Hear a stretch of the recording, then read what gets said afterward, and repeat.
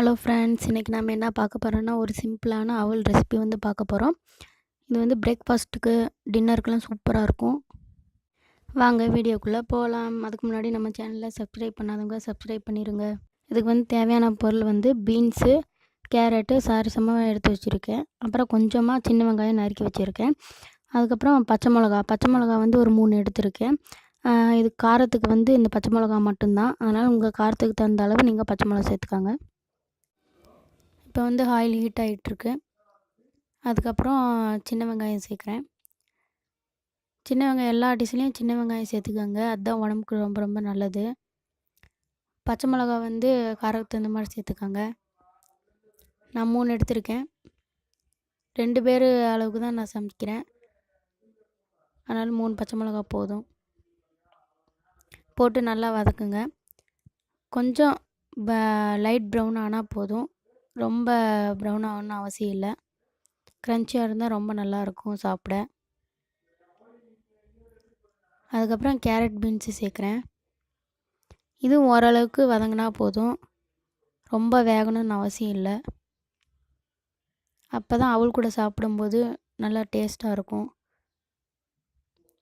போட்டு நல்லா வதக்கணும். அதுக்கப்புறம் உப்பு சேர்த்துக்கோங்க.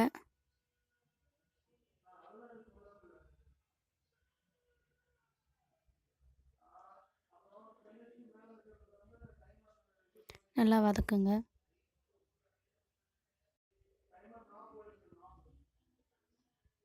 பாருங்கள், இந்த அளவுக்கு குக் ஆனால் போதும்.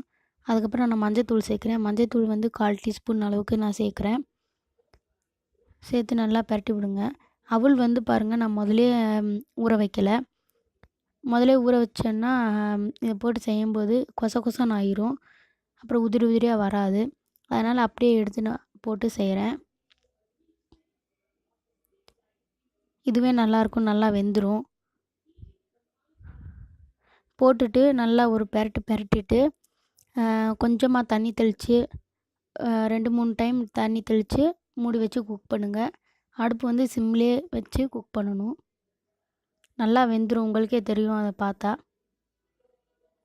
போட்டு நல்லா பெரட்டுங்க. இப்போ பாருங்கள், இந்த அளவுக்கு நல்லா வதக்கிட்டு கொஞ்சம் கொஞ்சமாக தண்ணி தெளித்து வேகணும்.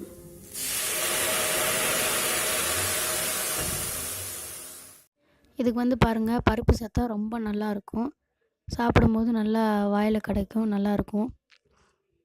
இது லைட்டாக ஆயில் ஊற்றி பருப்பை ஃப்ரை பண்ணி வச்சுருக்கேன். அவல் வெந்ததுக்கப்புறம் லாஸ்ட்டில் சேர்த்தா போதும். இப்போ பாருங்கள், வெந்துட்டுருக்கு. திறந்து பார்க்கலாம். பாருங்கள், நல்லா வெந்திருக்கு. பாருங்கள், நல்லா உதிரி உதிரியாக வெந்திருக்கு. தண்ணி மட்டும் நிறையா சேர்த்துடாதீங்க. நிறைய சேர்த்தா குழஞ்சிரும். லைட்டாக கொஞ்சம் கொஞ்சமாக சேர்த்து மூடி வச்சு குக் பண்ணிட்டு இருந்தால் நல்லாயிருக்கும். பாருங்கள் எவ்வளோ நல்லா வெந்திருக்குன்னு. இந்தளவு குக் ஆனவே போதும். ரொம்ப நல்லாயிருக்கும்.